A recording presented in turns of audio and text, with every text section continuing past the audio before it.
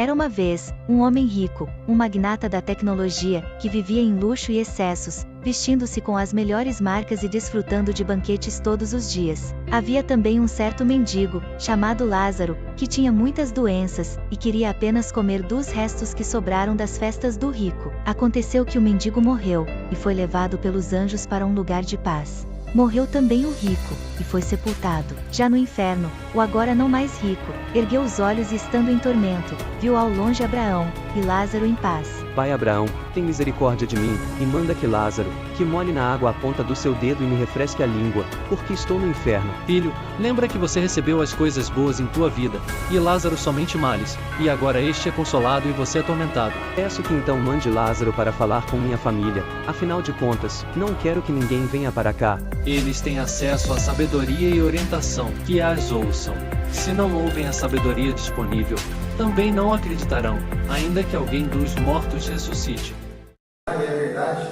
Então já que a gente vai viajar, a gente vai para o Nordeste, vai para a praia, resolvi hoje falar sobre inferno. Afinal de contas, já vamos estar no calor, né? Então, vamos falar sobre algo quente no dia de hoje, né? Nada mais justo. Não, se fosse para comparar lugar, acho que eu comparava com o lugar que eu nasci. Lá é quente pra caramba, se fosse pensar nesse sentido.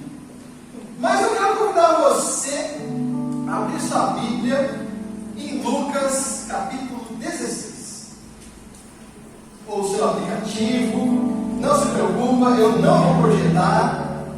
Então você vai ter que abrir a sua Bíblia aí em Lucas capítulo 16.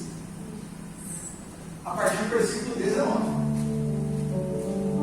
Se não tiver o aplicativo também, você pode baixar aí você pode colocar no Google, né? Fica online, e colocar aí Lucas 16, 19. Então vamos ler a parábola do rico e de Lázaro. Havia um homem rico que se vestia de roupas de púrpura e de linho finíssimo, e todos os dias se banqueteava de luxo. Um mendigo, chamado Lázaro, todo coberto de feridas, foi deixado em seu portão e desejava comer das migalhas que caíam da mesa do rico. Até os cachorros vinham lamber suas feridas. Imagina que situação legal. Quando o mendigo morreu, ele foi levado pelos anjos para junto de Abraão. Em algumas Bíblias vai dizer no seio de Abraão. E o rico também morreu e foi sepultado. No inferno, em meio a tormentos, o rico ergueu os olhos e viu de longe Abraão e Lázaro junto dele. E clamando disse: Pai Abraão, tem misericórdia de mim e envia-me Lázaro para que molhe na água a ponta do dedo e me refresque a língua, pois estou atormentado nestas chamas. Abraão, porém, disse: Filho, você se lembra que na sua vida você recebeu todos os bens, mas Lázaro recebeu somente mal, somente males. Agora ele aqui é consolado e você aí atormentado. Além disso, há um grande abismo entre nós e vós, de forma que os que quisessem passar daqui para vós não poderiam, nem os daí para nós. Então ele disse: Eu te imploro, ó Pai, que mandes a família de meu pai, porque tenho 5 irmãos. Manda-o para os advertir, a fim de que eles também não venham para esse lugar de tormento. Abraão lhe disse: Eles têm Moisés e os profetas, que os ouçam. E ele respondeu: Não, pai Abraão, se alguém dentre os mortos for falar com eles, eles irão se arrepender. Abraão, porém, lhe disse: Se não ouvem Moisés e os profetas, tampouco acreditarão, mesmo que alguém ressuscite dentre os mortos.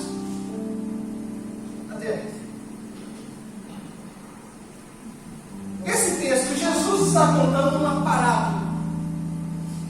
A Bíblia, ela tem vários gêneros literários: poesia, narrativa, história, e um deles é a parábola. O que é uma parábola? É uma pequena narrativa que usa alegorias para transmitir uma lição moral. E cada elemento da história tem um significado específico. Guarde isso. Cada elemento da história tem um significado específico. O que acontece aqui? Nós temos dois caras, em que um sofre na vida e o outro tem uma vida boa. E quando eles morrem, as coisas se invertem. Então nós temos um cara que foi para o inferno. Poxa, eu não sei como foi a sua criação, mas a minha, quando eu era pequeno, ai de mim se em casa eu falasse a palavra inferno. Alguém assim também teve alguma coisa do tipo? Ou é só eu mesmo? Só minha mãe que foi ditadora? Beleza. Até pouco tempo atrás, e aí eu acho que vocês vão concordar comigo, dizer vai para o inferno para alguém seria uma ofensa muito grave. Nisso a gente concorda. Ok. Então, daquilo que eu tive na minha infância, que não era nem permitido falar a palavra, daquilo que há pouco tempo atrás era uma ofensa grave, hoje tem pessoas que dizem que preferem ir para o inferno. Não, meu lugar é no inferno, porque no inferno eu vou arrebentar. Já ouvi comentários parecidos.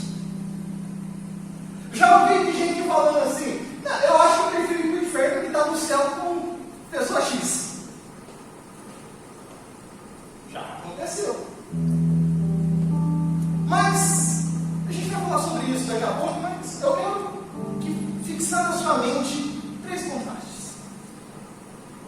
Primeiro, um contraste de vida, como eu falei.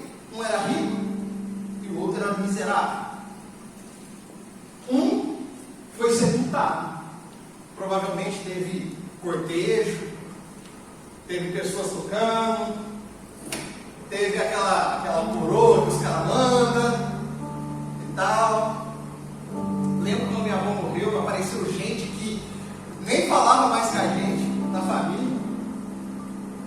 Gente que estava tretado comigo, veio me dar um abraço, aquele abraço sentido assim. E eu falei: mano, você nem conhecia minha avó, a gente nem estava se falando, esse abraço sentido. O outro foi um indigente.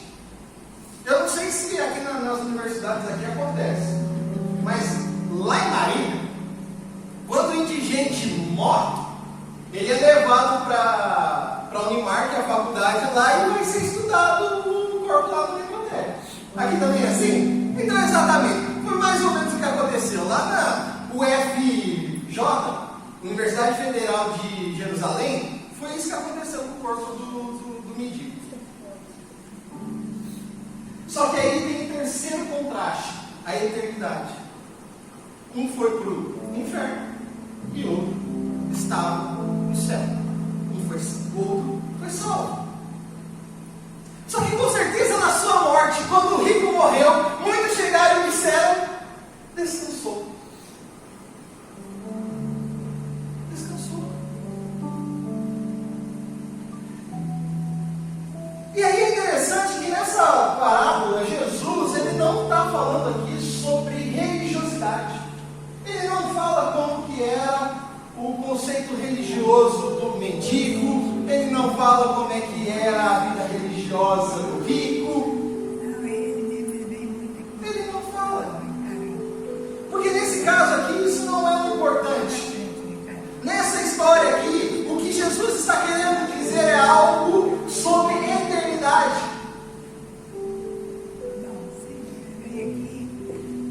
Então, nessa manhã, o que nós precisamos pensar é sobre a eternidade. Nós acabamos de celebrar um momento em que nós recordamos aquilo que Cristo fez por nós.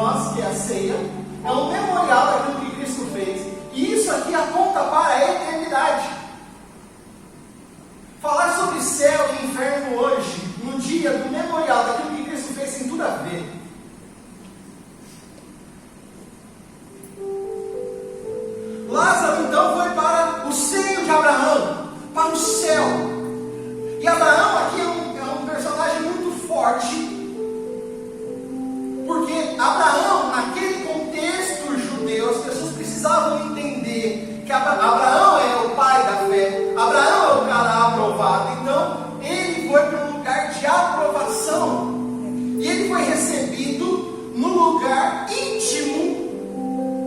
Por isso que ele foi recebido no seio de Abraão. Ou seja, ele agora, Lázaro, aquele indigente, aquele que era desprezado, agora ele foi recebido como hóspede de honra.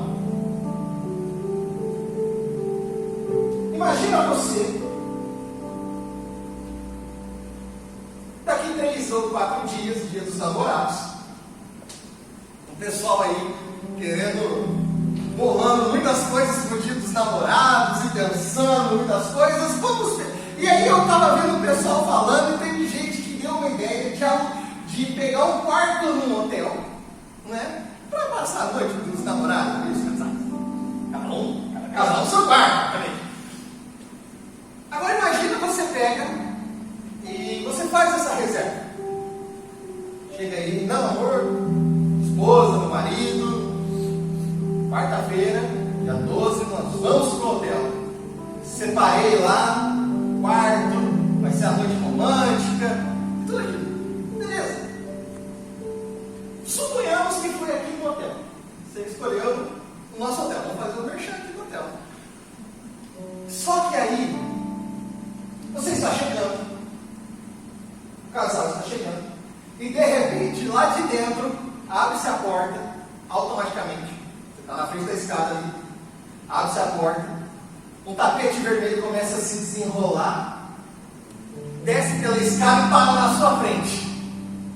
E você pega, começa a caminhar por esse tapete vermelho, você sobe a escada, passa pela recepção, faz o seu check-in, entra no elevador, o tapete vermelho está ali, você sobe.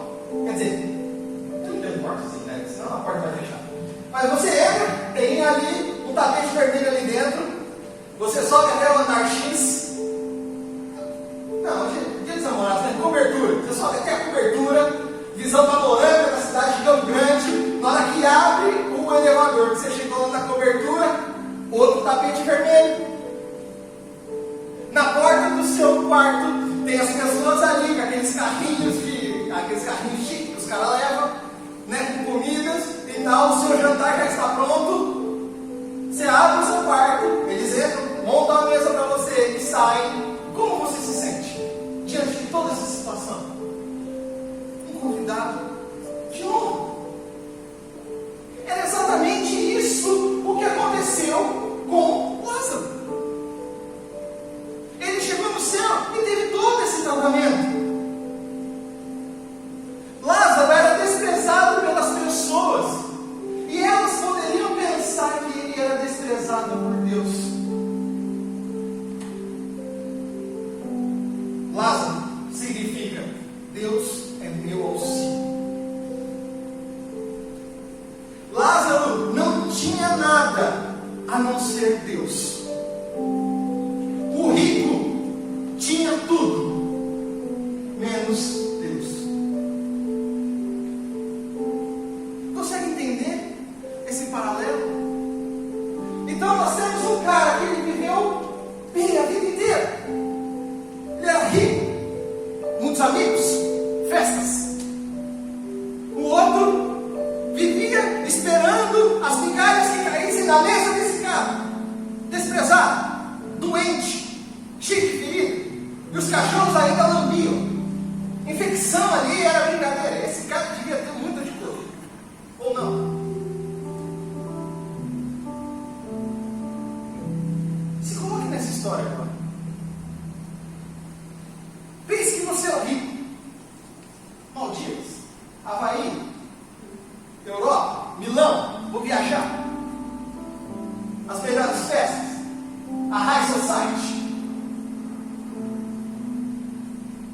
Pobre e miserável, que não tem nada, doente, sem assistência. Como que você iria se sentir em cada situação?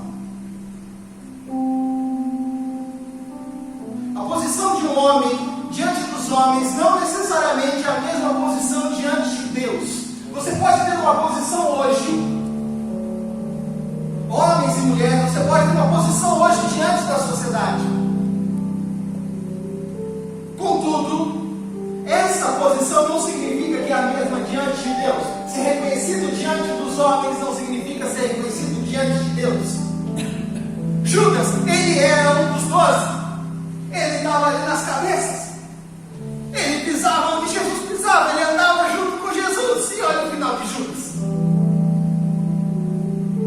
Sansão tinha um voto de Nazireu. Ele era escolhido de Deus. Ele era um tipo de Cristo no Antigo Testamento. Um homem respeitado diante do povo. Forte como ninguém. E olha o seu fim.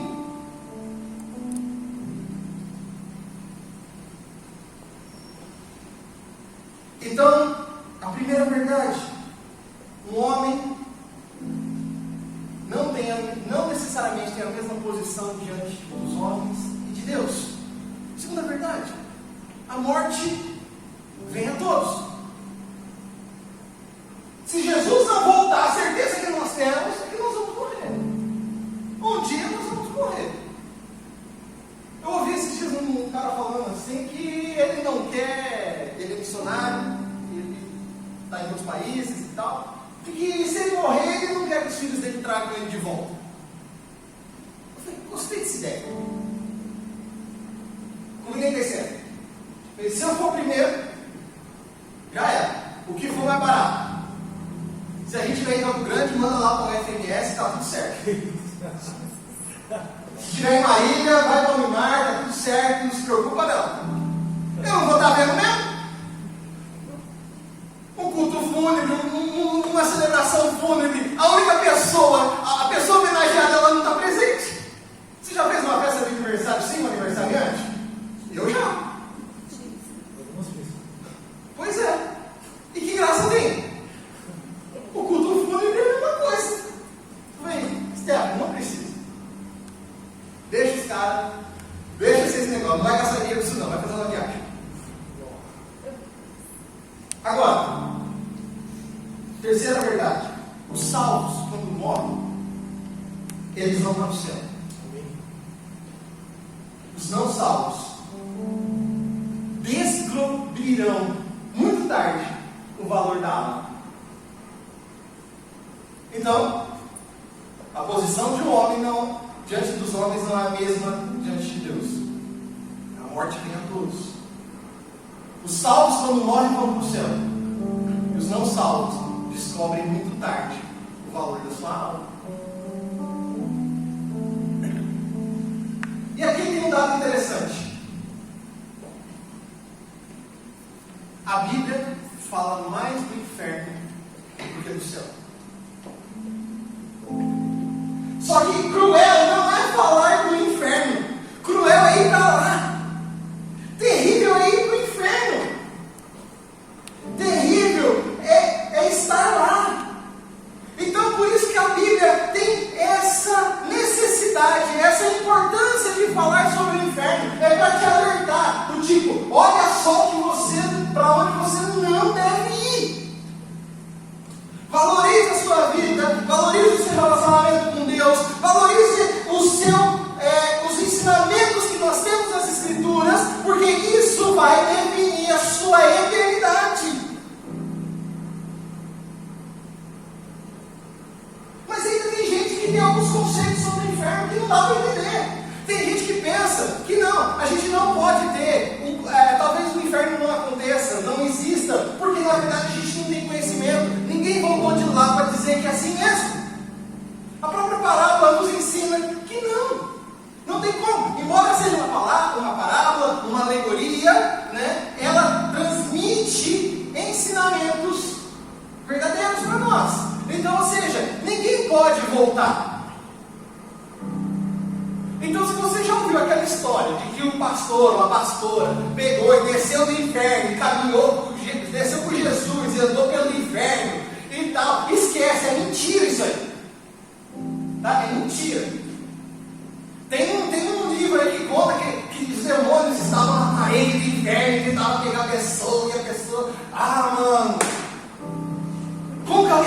essas coisas. É mentira, tá? Mentira. Então ninguém passa para lá e ninguém volta. Se voltar da morte fosse tão importante, Lázaro, irmão de Marta e Maria, teria sido entrevistado. Ele teria ido para o podcast de Jerusalém dos fariseus, que os caras falam para ele como é que é, perguntar para ele como é que era a morte. A Bíblia não conta nada disso. Os caras não sentou lá. E aí? E aí, parceiro? Conta aí, como é que foi? Não tem isso, cara. Ou seja, é importante.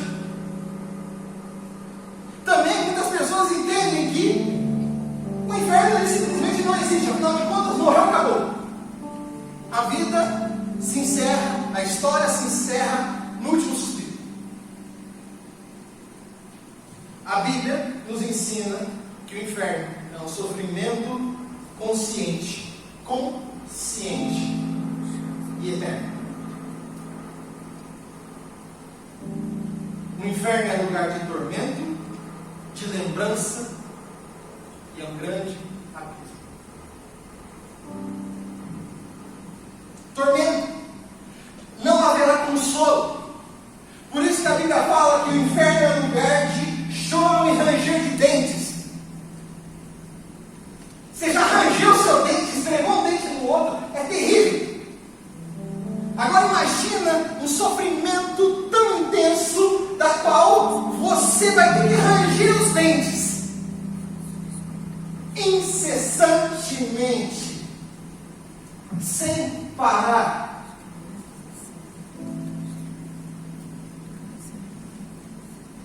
O inferno também é um lugar de lembrança. As pessoas saberão o real motivo pela qual elas estão lá. Há 15 dias atrás, falando sobre o Pentecostes, falei que no céu nós vamos lembrar das pessoas. É a continuidade e descontinuidade da terra, das nossas memórias. No inferno também terão. Porque as pessoas do inferno, elas saberão porque elas estão ali. Ninguém vai chegar de repente lá e vai falar assim: ué, o que eu vim fazer aqui? Não. Isso será dito para elas, mostrado para elas, o tempo inteiro. E é um grande abismo. É uma condenação. Não tem habeas corpus. Não tem recurso. A pessoa que morre e vai para o inferno, quando ela morre, ela já tem o seu destino. Ou é céu ou é inferno. Rico e Lázaro. Não tem conversa. A Bíblia não nos dá base para o purgatório. Há um lugar ali que nós vamos passar e tal, vai ter que ter um trampo esse, uma recuperação. Não tem. Já era. Então a verdade oculta sobre o inferno é ser banido para sempre da doce presença de Deus. E por que eu digo doce presença? Pelo simples fato que eu aprendi quando era pequeno que quem iria estar no inferno, caso eu fosse para lá atormentando, seria o diabo. Pois é. Se você pensa assim também, eu tenho uma notícia bem triste para te dar. Porque lá em Apocalipse fala que o dragão, que no caso é a representação de Satanás, será lançado no lago de fogo. Então ele também vai para a condenação. No inferno você não terá Satanás te atormentando. No inferno é a própria presença de Deus que estará te atormentando. Porque ele também é um condenado. O problema é que no inferno nós teremos apenas a presença da justiça de Deus, executando a condenação do pecado. É por isso que Satanás é o pai do mentira. Ele quer levar as pessoas para lá. E aí ele está ludibriando, falando assim: não tem problema, você não precisa se preocupar com isso. Enquanto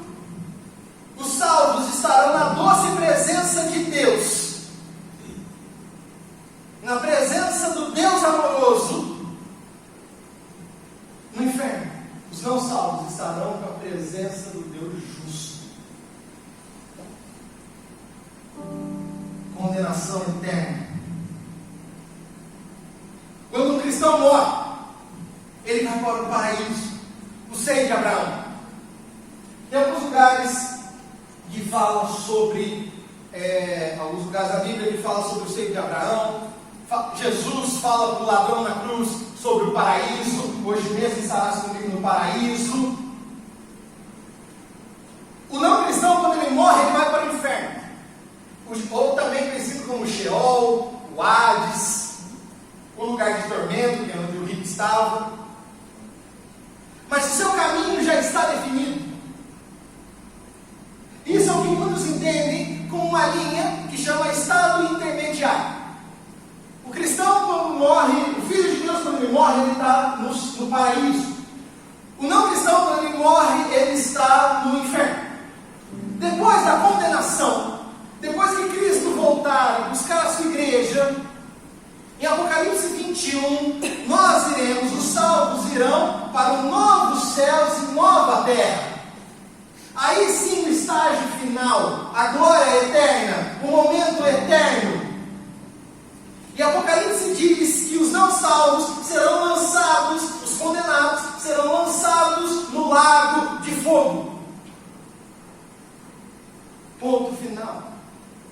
Não faz diferença se você foi para o inferno ou você vai direto para o Hades, ou você vai direto para o lago de fogo. Fato é, a vida que você leva aqui na terra vai mostrar eternamente como será a sua vida. Aquilo que você faz aqui é o resultado da sua eternidade. E aqui eu não estou dizendo simplesmente de ações, ou aquilo que nós aparentamos na frente das pessoas, mas aqui eu estou dizendo sobre aquilo que nós sabemos do nosso coração. A minha e a sua conversão, ela é real? Ela é verdadeira? Você confessou a Cristo verdadeiramente? O texto de Coríntios fala que para você cear, examine-se, pois, o homem a si mesmo, e coma do pão e beba do cálice. Pois quem come sem discernir o corpo, come e bebe juízo para si. Isso aqui tem real valor de memória para você, para aquilo que Cristo fez? Tem real? Se tem, amém. Se não tem,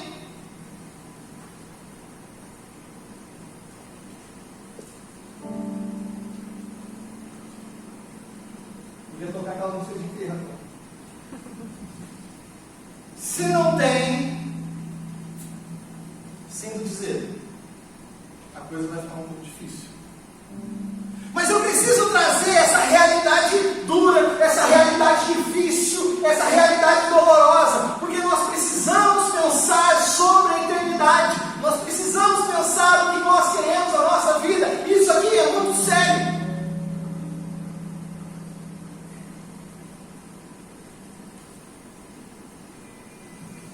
Mas em compensação, para você que entende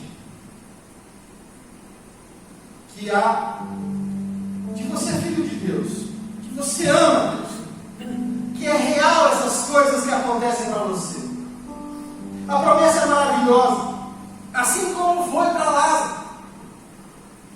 Lázaro, o mendigo, que eu falei de Lázaro, irmão, Lázaro, o mendigo, ele foi recebido com Abraão. Ele estava no céu, ele estava tranquilo. Se tem uma coisa que o ser humano gosta, é de recompensa. Se tem uma coisa que o ser humano gosta, é de papai. Se tem uma coisa que o ser humano gosta, é de atingir um objetivo de forma satisfatória. Quarta-feira, estávamos na célula, e aí a Renata traz aquele pão com calabresa, que é fenomenal. Nossa, calma. Aí, uns brigadeiros. No meio da ceia, aí o que eu fiz? Eu falei, eu já sei que vai ter comida na célula. O que a gente fez? Jantamos em casa. Antes de ir, eu estava cheio. Cheguei lá, na hora que veio aquele pão, aquela coquinha suando. Eu falei, meu Deus. Deus meu, por que me desamparaste? No meio da cena, nós conversando, e a figueira que ressecou, a figueira que Jesus destruiu e aqui foi restaurada, o Randolfo me pega, o brigadeiro que me esfrega no nariz e fala, você não quer? Eu falei, não, Randolfo, não quero. Pega! E no meu coração pega, e na minha cabeça não pega.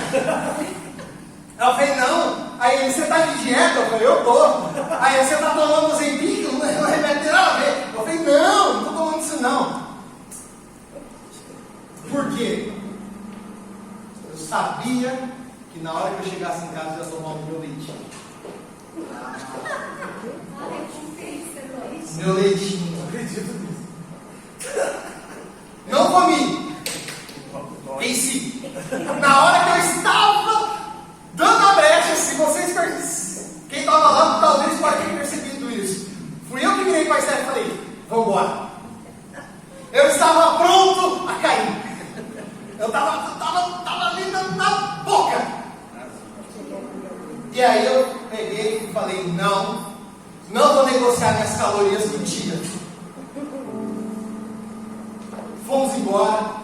Na ida para casa, contei essa história para a Esther. E como é que eu fui embora?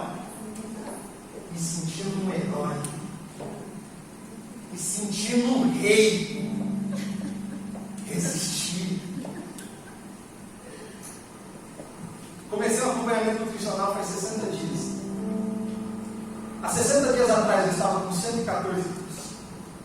Há 30 dias atrás, 111.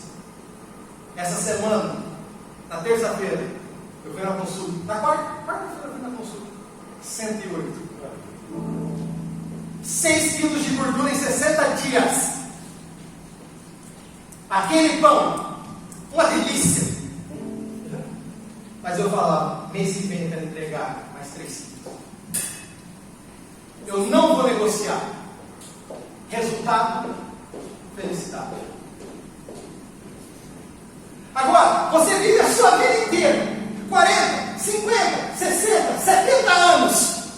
Imagina você viver todo esse tempo, acabar a sua vida aqui na terra, ir para o inferno e saber que você foi por culpa sua.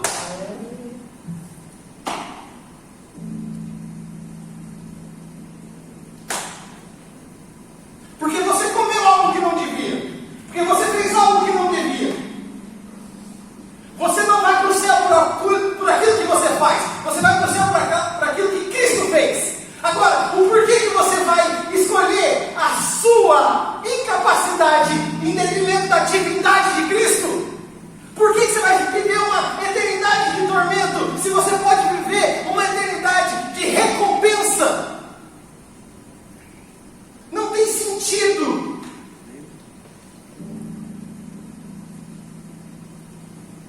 A eternidade sem a doce presença de Deus é condenação eterna.